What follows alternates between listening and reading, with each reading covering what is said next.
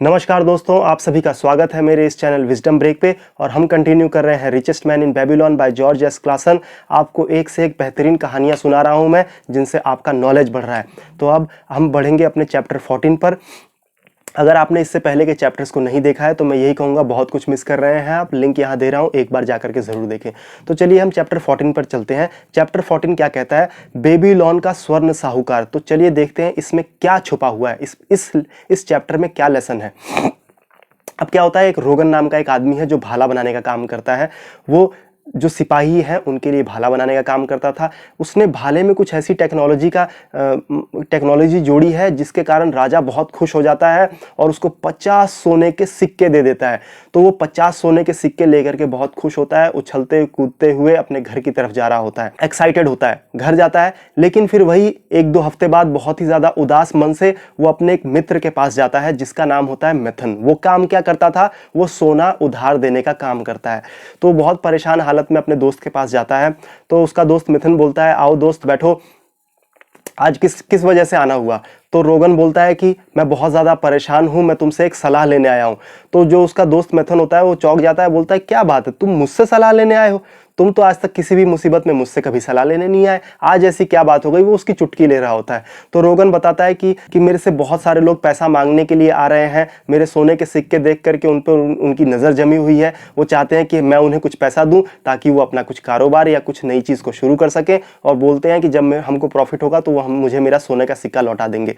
तो मिथुन बोलता है कि ये तो बहुत आम बात है, जिसके पास पैसा ज़्यादा होता है उससे तो कोई भी पैसा मांगने आता ही आता है। तो रोगन बोलता है कि मैंने इन सबको तो मना कर दिया है, लेकिन अब प्रॉब्लम यह है कि मेरी बहन वो मुझसे अब सोने के सिक्के मांग रही है। वो अपने पति के लिए मांग रही है कि उसका पति एक अच्छा कारोबारी बन सके। उस पैसे से वो कांसा पिघलाने वाला एक भट्टी बनाना चाहते हैं। तो उसमें मिथुन बोलता है कि ये तो फिर बहुत ही प्रॉब्लम वाली बात है। अगर तुम्हारी खुद की बहन ही पैसा मांग रही है तो इसमें कुछ सोच विचार तो करना होगा। तो वो मिथुन है वो बोलता है कि चलो मैं तुम्हें एक कहानी सुनाता हूं। तो वो एक कहानी सुनाना शुरू करता है। बोलता है कि निनीवे में एक किसान रहा करता था जो जानवरों की बातों को समझ सकता था। तो एक बार वो ऐसी जानवरों के बाड़े में बैठा हुआ था। तो बैल गधे से अपना रोना रो रहा था। बैल क्या बोलता है कि मेरी किस्मत तो बहुत ज़्यादा ख़राब है, मुझे दिन भर हल चलाना पड़ता है जिसके कारण मेरे गर्दन पे घाव हो चुका है, और दिन भर मेरे को चलना ही पड़ता है, मेरे पीठ पर वज़न रहता है, मैं बहुत थक जाता हूँ, शाम तक आते आते तक तो मेरी हालत ख़राब हो जाती है। और वो गधे को बोल रहा होता है कि तुम्हारी किस्मत तो बहुत अच्छी है, जब किसान को कहीं जाना होता है तभी तुम्हें वो तैयार करता है, बाकी दिन तो तुम दिन भर पड़े रहते हो, तुम्हें कोई काम नहीं है। तो जो गधा होता है ना, वो क्या है, वो अच्छे दिल का होता है। वो सोचता है कि यार बैल की मैं कैसे मदद कर सकता हूं। तो वो बैल को एक सुझाव देता है। वो बोलता है कि अच्छा, तो तुम एक काम करो, तुम आराम करना चाहते हो तो अगले दिन जब नौकर तुम्हें ले जाने के लिए आए खेत जोतने के लिए, तो तुम ऐसे ही पड़े रहना और बीमार होने का नाटक करना। तो अब किसान ये सारी बातें सुन ही रहा होता है। अगले दिन आ जाता है, नौकर आता है बैल को लेने के लिए। तो बैल वही करता है, वो दिखाता है कि मैं बीमार पड़ा हुआ हूं। तो नौकर किसान के पास जाता है और बोलता है कि बैल तो बीमार पड़ा है, खेत कैसे जोतेंगे? तो किसान बोलता है खेत तो जोतना पड़ेगा, बिना खेत जोते कैसे काम चलेगा? तो बोलता है गधे को ही ले आओ। तो गधे को ले जाते हैं। दिन भर गधा खेत जोतता है, उसके गर्दन पे घाव हो जाता है, काफी ज्यादा परेशान हो जाता है। उसके मन में बैल के लिए कड़वाहट भर चुकी होती है। अब शाम को जब गधा वापस आता है तो किसान भी बाड़े में आ जाता है। तो बैल जो है वो गधे से बोलता है, वाह दोस्त, तुम्हारी इस तरकीब ने तो मुझे मजा ही दिला दिया। आज तो दिन भर मैंने आराम किया, किसी ने मेरे से कोई काम नहीं करवाया, दिन भर मैं सोता रहा। तो जो गधा है वो बोलता है कि अगर तुम इसी तरह से बीमार पड़े रहे तो किसान ने कहा है कि तुम्हें कसाई के पास भेज दे, तुम्हारा कोई काम नहीं। अब क्या होता है, इन दोनों की दुश्मनी भी हो जाती है, इनका जो एक अच्छा रिलेशन होता है वो भी खराब हो जाता है। तो तुमने इस कहानी से क्या सीखा? मिथुन रोडन को बोलता है, तुमने इस कहानी से क्या सीखा? तो रोडन बोलता है, ये एक बहुत अच्छी कहानी थी लेकिन इसमें सीख नहीं थी कुछ भी। तो मिथुन बोलता है कि देखो, तुम मेरे दोस्त हो, तुमसे मैंने इतनी बेवकूफ़ी भरी उम्मीद तो नहीं की थी, लेकिन फिर भी मैं तुम्हें समझाता हूँ इस कहानी से हमने क्या सीखा। कभी भी मदद इस तरह की होनी चाहिए कि उसका भार आपके कंधे पर ना आए। वो दोबारा बताता है कि कभी भी मदद करनी है तो मदद ऐसे करो कि सामने वाले का भार तुम्हारे कंधों पर ना आए। तब रोडन की आंख खुलती है, बोलता है हाँ, इसमें तो बहुत ही गहरा लेसन छुपा हुआ है। मैं अपनी बहन को पैसा देने से इसीलिए डर रहा हूं क्योंकि मुझे डर है कि उसके पति का नाम है अरमान कहीं पैसा ना डुबा दे, फिर ले दे के मेरे पास भी पैसा चला जाएगा और मैं फिर उनसे मांग भी नहीं पाऊंगा। तो मैथन बोलता है बिल्कुल हाँ, तुम अब कहानी को अच्छे से समझ गए। अब क्या करता है मैथन, अपने कमरे में जाता है और एक संदूक लेकर के आता है। संदूक को खोलता है तो उसमें बहुत सारे टोकन पड़े रहते हैं, गहने, अंगूठियां, पता नहीं अलग अलग तरह की चीज़ें, काफ़ी सारी चीज़ें पड़ी रहती हैं। तो मैथन बताता है कि देखो, जब भी मेरे से कोई उधार लेने आता है तो मैं उसे उधार तो देता हूँ, लेकिन बदले में मुझे वो एक टोकन दे करके जाता है। जब वो उधार चुका देता है तो मैं उसे टोकन वापस कर देता हूँ। तो मैथन इसी तरह से दिखाता है, बहुत सारे टोकन पड़े रहते हैं, तो वो एक एक करके उन टोकनों की कहानी सुनाना शुरू करता है कि कुछ टोकन वो बताता है कि मैं इनको अब कभी भी वापस नहीं दे पाऊंगा, क्योंकि ये लोन ही कभी चुकता नहीं होंगे। इसका जो जिसने लोन लिया है वही इस दुनिया में नहीं रहा, या फिर जिसने लोन लिया है वो कर्ज चुका ही नहीं रहा है। तो वो क्या है, इस बारे में उसको काफी सारी 3-4 कहानियां सुनाता है कि लोन किस तरह से देना चाहिए, किस आदमी को देना चाहिए। मैथन सोना उधार देने का काम करता था, तो वो रोगन को 3 चीजें बताता है। 3 चीजें क्या बताता है कि मैं उधार उसी आदमी को देता हूं, पहला, जो मुझे उधार के बराबर की रकम का कुछ गहना जमा करके जाता है। मैं दूसरा उधार उसी आदमी को देता हूं जो रकम के बराबर की जमीन मेरे पास गिरवी रख के जाता है। और तीसरा, मैं उधार उसी आदमी को देता हूं जिसकी एक नौकरी फिक्स हो, जो अपनी मेहनत से कमाना अच्छे से जानता हो, और उसके जो साथी है वो उस चीज की गारंटी लेते हैं कि वो उसे पैसा वापस कर देंगे।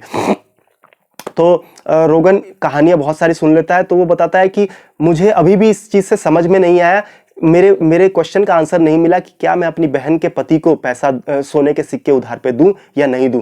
तो मिथुन बोलता है, अगर देखो दोस्त, अगर मैं तुम्हारी जगह होता तो मैं अपनी बहन के पति से कुछ चीजें एकदम क्लियर कर लेता, जैसे कि जो वो बिजनेस शुरू करने वाला है उसके बारे में उसे कितनी जानकारी है।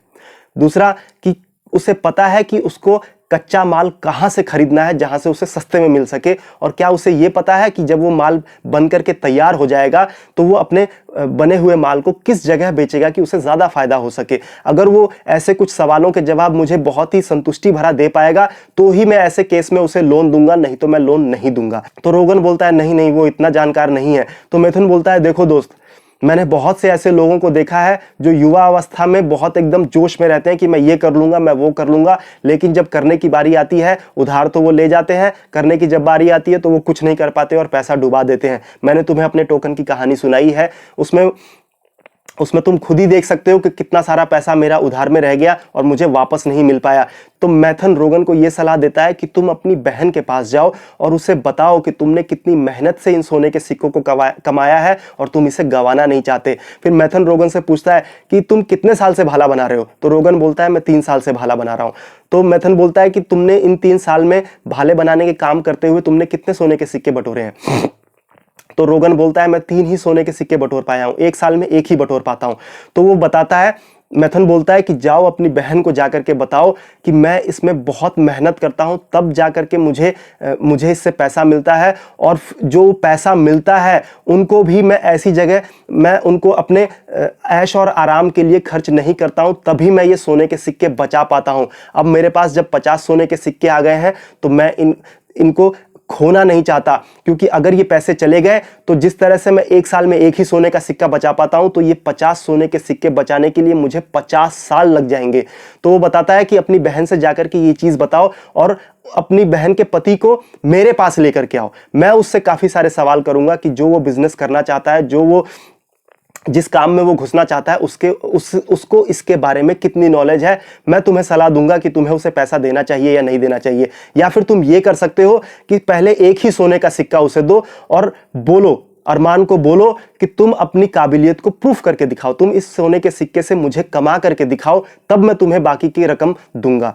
तो इस तरह से बोल करके रोगन जो है लेसन को समझ जाता है और वहां से चला जाता है। अब ये क्या है, यहां पर चैप्टर खत्म होता है। अब इस चैप्टर से हमने क्या लेसन सीखा? देखो दोस्तों, सबसे मेन लेसन तो हमने यही सीखा कि अगर आपको किसी की मदद करनी है तो आपकी मदद ऐसी होनी चाहिए कि वो आपके ऊपर भार ना बन जाए। सबसे पहले तो दिमाग में ये चीज रखना है। दूसरा, आपका जो पैसा है वो ऐसे इन्वेस्ट होना चाहिए, ऐसे काम में लगना चाहिए जिसमें बड़े नुकसान का खतरा ना हो। भले ही उससे जो पैसा मिले वो कम हो, लेकिन जो आपका पैसा जो उसमें लगा है, जो इनिशियल मनी लगा है, कम से कम वो तो सुरक्षित रहना ही चाहिए, ताकि जब भी आपको पैसा निकालना हो आप सुरक्षित उस पैसे को निकाल सकें।